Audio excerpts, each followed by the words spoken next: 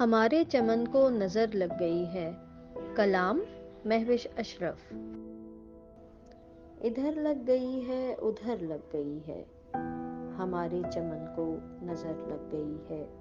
میری قوم کب منتشر مسترب تھی، یہ اب قوم جانے کدھر لگ گئی ہے. عدو بچ رہے ہیں شریفوں سے اب تو، یہ اخبار میں اب خبر لگ گئی ہے. ہوا تیل غائب غریبوں کے گھر سے، ٹھکانے پہ ہر راہ گزر لگ گئی ہے.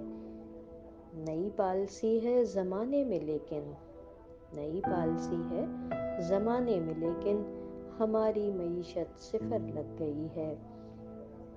جہاں پر تمہارا کبھی وہ مکاں تھا، سنا ہے بڑی مل ادھر لگ گئی ہے.